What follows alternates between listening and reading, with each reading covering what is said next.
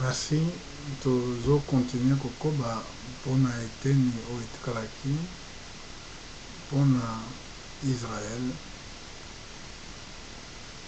Tozo teya pona Israël pona koyeba te biso te na ba nation eza susu mingi te. Esengeli yo na ngai tomipesa na kolokelo na Nzambe pour t'obtenir grâce. Kolo baki na makomi, priez tout le temps afin que vous ayez la force d'échapper et d'être debout devant les fils de l'homme. Secret à prière. Alors baki na baye koli boko ko je vais na ngata inerte. L'esprit est tellement bien disposé, mais le corps est faible. Priez afin que vous ne tombez pas dans la tentation. Donc la prière est l'arme très fort pour nous soit un problème individuel, soit et puis vie spirituelle, donc vie à ma bonne est très important. Tout le monde Daniel, tant que la bonne de la bonne de la Molaï, à ça qu'il y a 21 jours, il y a prière à jeûne, tant que l'ange pour se révéler. Batumso bazolo bate, oh non, tout le monde c'est impossible. Ce qui est au bon de la raté, et ça passe au monde en Zambie. Parce que Colombe a même un exemple d'Engia Kobonde. Il y a beaucoup de gens qui Dieu manifeste en chair. Mais chaque tongo Bible de rendre témoignage qu'aucun allié secret, il a avec Kobonde. Alors que c'est qui modèle ni trop ça. Moi je suis le chemin. Donc ceux qui ont dit comment en Zambie, t'as la chemin, t'as la modèle. Chemin est le modèle. Moi je suis le chemin. Alors que si biso modèle, n'engi trop ça, modèle il est doba. Autre kokondima, modèle il y a vie, n'engi trop vivre. Tozongi pona koloba pona tina Israël. Après, dans le moment où on a eu la guerre, où la nation est côté de qui contre guerre, contre Israël. De Nathan Wanandi, Yenkolo Abokita, pour n'a pas compris là-bas. Nathan Wanabako, il est là parce que c'est Israël, mais si, c'est vrai qu'il l'attend. Parce que ma première témoignage qui a eu. Tango ya koya akoya na moment oyo bango bakozala na difficulté na guerre tango ya koya pona kosobe bango siko na tango wana akose relever akose révéler akolakisa bango ezali ngai somo akolakisa bango ezali na soki nzamba leketa na makomi wana pa akolobaki ezalaki ngai oyo bino crucifié na croix. Lelo bayebi te ba juif, bayebi te ke bango babakisaki Yesu na ekulusu. Comme pe ndenge bato mingi bandimaka te, soit déjà ba musulman, balobaka nini te non, azalaki crucifié te, mais Jésus a été crucifié. Epai na bango eza likambo moko nete bombama mpona makomi ekokisama. Parce que na kati na Bible, tokomona yango ke esika ya koyebisa bango ke ezalaki ngai oyo bino bobakisaki na ekulusu. Nakanisi eza na mokanda na wi toza na Zacharie ata na chapitre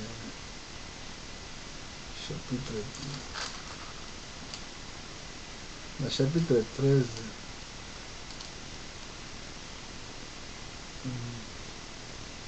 Narotanga verset 6, Yotanga Onus.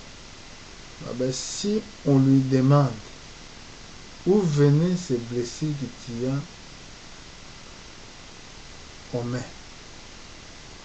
Amen, pardon. Il répondra, c'est dans la maison de ceux qui j'ai aimé, je l'ai reçu. Bakotuna ye, bapota oyo eza nango na maboko ozwi yango wapi. Ya kozongisela bango na ndako oyo bato nalingaki.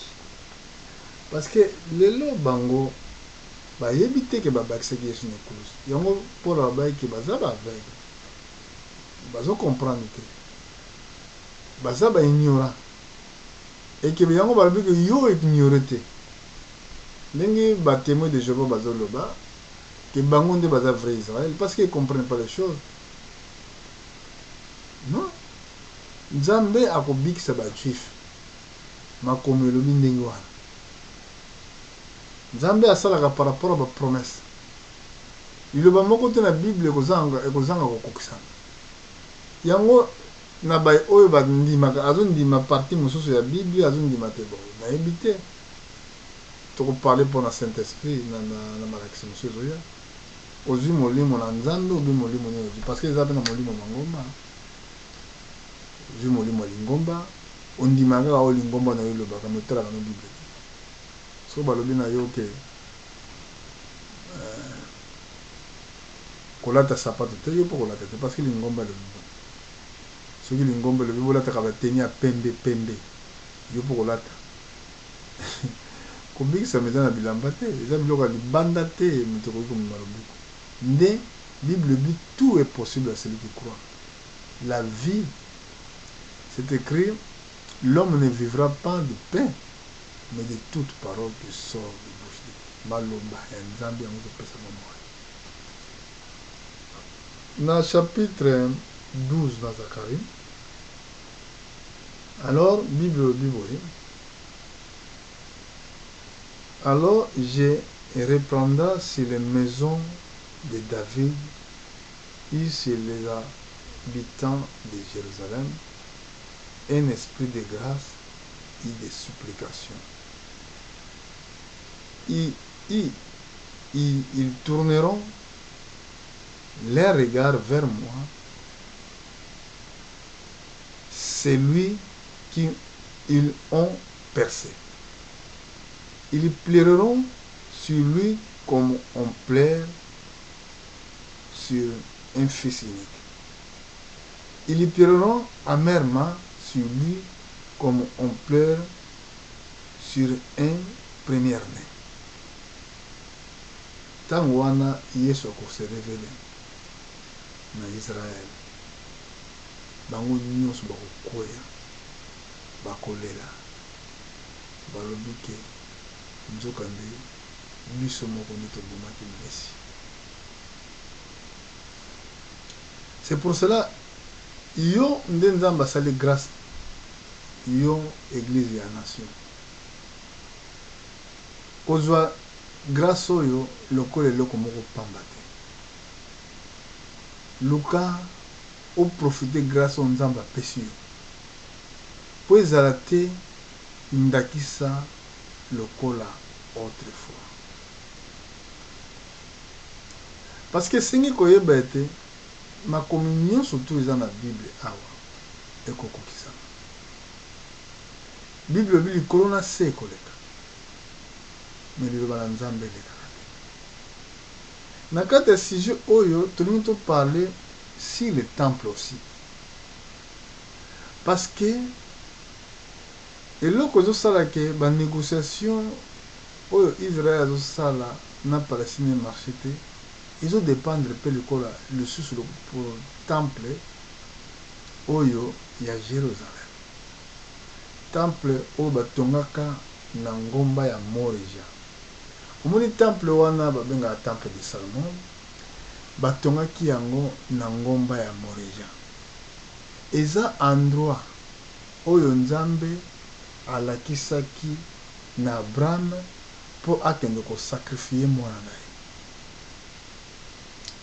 ezali pe endroit oyo ange ya mort akendaki kotelema ntango David akometraki une erreur ya kotanga bana Israel. Ezalaki erreur monene David asalaki po te bible bi bana Israel bakokotanga bana ndenge makomelo baki ye atangaki bango ntango atangaki bango nzambe abaki na ye apona 3 punitions. Na bapunition wana ezalaki 3 jours ya malade mabe et puis 3 ans ya nzala na pays obe 3 mois akima deva bayina ye apona. David aponaki te soki yongo apona mais David aponaki te mais de fait kaponaki te nzambe afrappaki Israel na malade. Ntango nzambe afrappe Israel na malade David abakiki ngamu na péché esengelaki oboma ngai na libota na ngai bongo ozoboma se peuple kiyenosa boye David amonaki ange azosemba loboko na ye. Nakanisi soki nini abosani te prophète Nathan nde moto ayaki koloba na ye ke akende esika oyo ange atelemaki kende na endroit wana yango nde po akende kosala sacrifice. Ezalaki endroit moko ezalaki ya bajebuséen. David akendaki kosomba place wana ezalaki nde ngomba ya Moreja, esika le même endroit oyo Abraham nzambe alakisaki amarchaki 3 jours mpona kokoma esika wana mpo asacrifie Isaac. Eza même endroit oyo nzambe alakisaki David akende kosala sacrifice mpona ntina ya malade esese. Sacrifice eza très important na biso tozobela bayo obelaka eza na moto moko so afuta sacrifice mpona yo ntango malade ezali yaka epai ya moto afuta deja oyo apesa sacrifice mpona yo qu'il a donné sa vie à cause de toi à cause ya sacrifice oyo Yesu apesa yango bible ebi le châtiment qui nous donne la paix tombe sur lui. Eza image ya sacrifice oyo nzambe agigeaki epai ya David ntango maladi ezali kofrappe na kati ya Israel. Alors ezalaki na même ngonga wana sikoyo esika nde Salomon aye kobatir temple ya Salomon. Ntango Salomon abatir temple wana ezali korepresente corps ya Seigneur Jésus-Christ. Temple wana quand kolabaki boboma yango na kotemisa mikolo misato na façon mpe physique ya temple ekwei deja mbala mibale. Mbala liboso ekweyaki na ntango ya Nebukadnezar, mbala mibale ekokweya na ntango ya empereur Titus Romain. Sikoyo endroit wana oyo temple ezalaki yango prophète Daniel alobaki quand vous verrez l'abomination, la désolation et l'abomination établie les saints, les lecteurs fassent attention. Nde esika wana nde bakenda kotonga mosquée oyo babengaka mosquée Omar. De voilà l'abomination établie les saints. Alors yango nde ezali kopekisa toutes les négociations oyo ezali kosalama mpona paix na Moyen-Orient.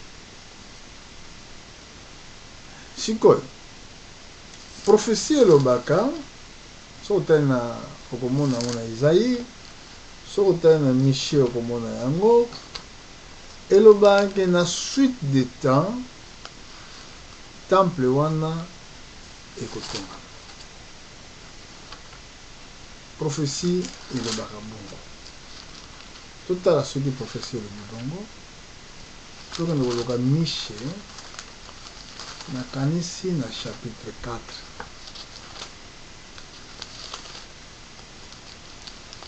Na chapitre 4 na livre ya Miche esika prophétie eza koloba. Natangi arrivera dans les suites des temps que les montagnes des maisons de l'Éternel sera fondées sur le sommet des montagnes,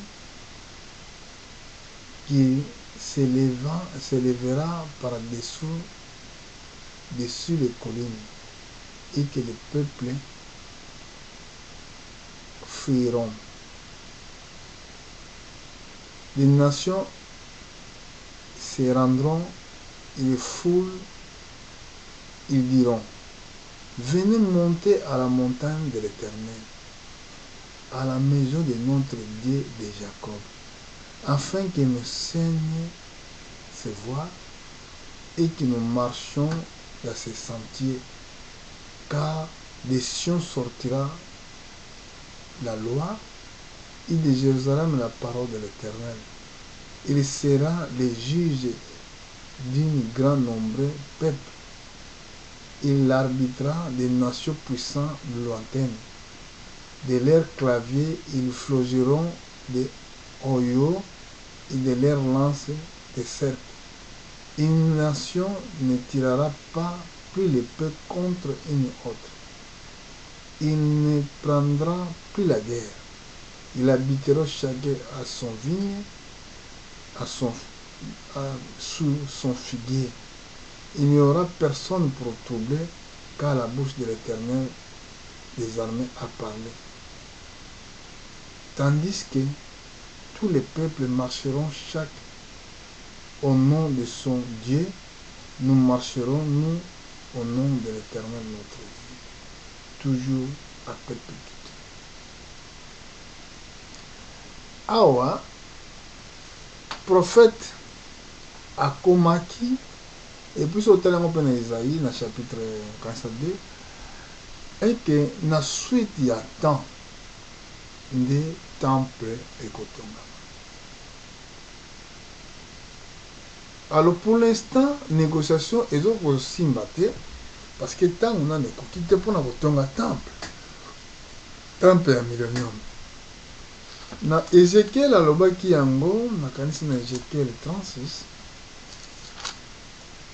alobaki likambo ya construction ya temple oyo ti lelo eza koexiste susu te, mais ekoexiste un jour. Tika totala yango.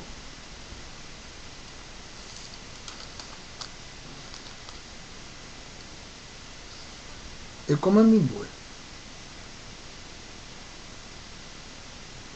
tango Nzambe akotourner regard vers les vifs, je traiterai avec une alliance de paix. Il y aura une alliance éternelle avec elle. Je l'établirai et je le multiplierai. Je placerai mon sanctuaire au milieu d'eux pour toujours. Vous vous rendez compte que maintenant le sanctuaire est athée. Mais Bible zobaki akotia sanctuaire ne na milieu na bango pona mokolo nyonso. Na verset 27 babi, mais ma demeure sera parmi eux, je serai leur Dieu, ils seront mon peuple, et les nations sauront que je suis éternel, que je sanctifie Israël, lorsque mon sanctuaire sera pour toujours au milieu d'eux.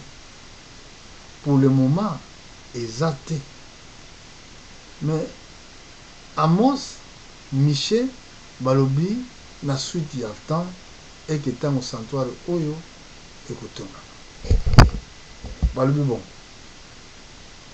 Awa Ezekiel, alobi que na suite ya temps, quand ça va prophète oyo, bazo ko prophétiser makambo oyo bango même pas bavivaki yango yango na makomi na kasi Paul mbazo Pierre aba ba prophète mingi ils n'ont lancé les regards balingi bavivre makambo oyo biso tozovivre kovivre un moment oyo eza glorieux oyo biso tozovivre mais bazwaki ntango wana te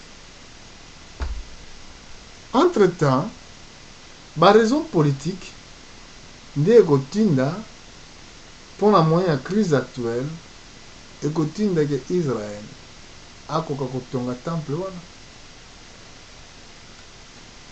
me temple wana ekotonga ndenge ekotongama nga nayebi te me nazondimaki ekotongama parce que nzambe moto alobi déjà na Thessaloniciens bazolobela yango mpe na ntango asuka temple ekotongama nakasi na 2 Thessaloniciens totala yango na chapitre natangaka mingi bien français te bato oyo batangaka bien nazopesa bachapitre bino bokotanga bien na babible na bino mais eloko osaisir pensée oyo nazopesa kati na makomi parce que yango nde yaza important nakanisi na mokanda na 2 Thessaloniciens esika bible ezolobela citation oyo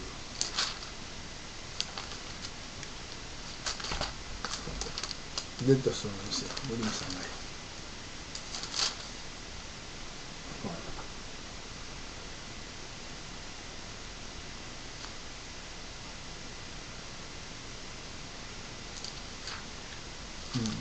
esengeli nakoma ezolobela mpona boye na nkolo motu na likamba mokanda na bible babi correction prophétique mais na bible mosusu elobi ndenge mosusu nazwa neti bible oyo natala motu na likanda soki bakomi ndenge nini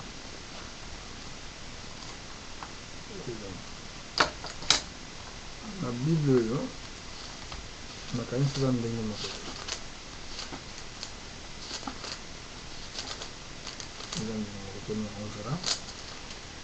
motu na mokanda ezali sur avènement du Seigneur donc bakomi sur avènement du Seigneur balobi correction prophétique mais ce que moi je sais eza pour avènement du Seigneur et pour ce qui concerne l'avènement de notre Seigneur Jésus-Christ et notre réunion avec lui nous vous en prions frères de ne pas vous laisser facilement embraler dans votre bon sens et de ne pas vous laisser troubler soit par quelque inspiration, soit par une parole ou par une lettre qui semblerait venir de nous, comme si les jours du Seigneur étaient déjà là. Verset 3. Que personne ne vous séduise à aucune manière, car il faut que l'apostasie soit arrivée auparavant et que l'apostasie arrive auparavant et qu'il aille en vue paraître l'homme impie, le fils de perdition, adversaire qui s'élève au-dessus de tout ce qu'on appelle Dieu ou de ce qu'on adore. Il va jusqu'à s'asseoir dans le temple de Dieu, se proclame lui-même Dieu. Ne vous souvenez-vous pas que je vous disais ces choses lorsque j'étais encore chez vous? Maintenant, Maintenant, vous savez ce qui les retient afin qu'ils ne paraissent que son temps. Car le mystère de l'iniquité agit déjà. Il faut seulement que celui qui la retient encore ait disparu. Et alors paraîtra l'impie que le Seigneur Jésus détruira par le souffle de sa bouche. Il l'écrasera par l'éclat de son avènement. Apparition d'impie se fera par la puissance de Satan afin toutes sortes de miracles, de signes et de prodiges de mensonges. Awa, Tomoni, apôtre Paul, il a déjà parlé de ce mystère d'iniquité avant Yesoya. Et Sengeli apparaître, mais biso nata on a biso c'est apparaîtra déjà, mais il a nata on a le blanc. Mais il y a des gens qui ont déjà que ça apparaître pour nous donner temps à souka. Paul a mon la vision que a mon temps autre de vivre. Parce que tant il y a un temple tongama. Donc ce qui temple est tongama et l'inkoba mystère oyoyo l'homme impie oyo bible zoloble awa c'est déjà apparaître. On a des Apocalypse chapitre 13, verset 18. On a des réponses. Bible a dit qu'on vend dans le temple en Nzambe, pe akoloba ke ye azali Nzambe. Voilà, mon frère, tango ezabima vraiment avancé. Prophétie autorité en ezali malakisi. Il y a temps de la fin. Et qu'un colo a pesé qui promesse. Et Sengeli a vendu dans le colo jusqu'au temps de la restauration.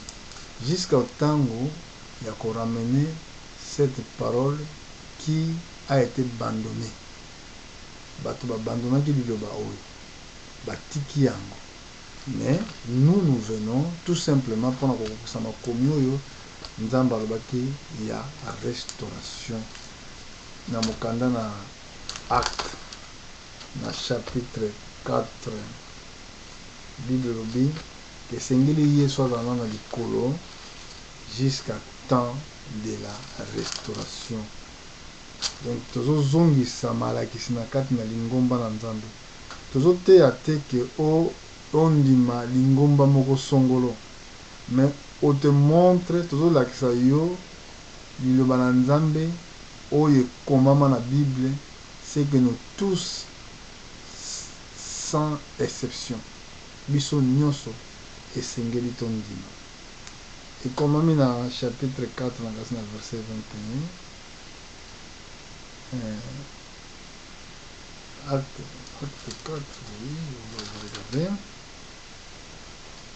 Au chapitre 3, il dit, dans le verset 19, il dit, repentez-vous donc et convertissez-vous pour que vos péchés soient effacés, afin que le temps de réfléchissement vienne de la part du Seigneur, qui vous envoie celui qui vous est destiné, Jésus-Christ, que le ciel doit recevoir jusqu'au temps de rétablissement de toutes choses, dont Dieu a parlé anciennement par les bouches des saints prophètes autrefois. Merci, que Dieu vous bénisse. Merci beaucoup.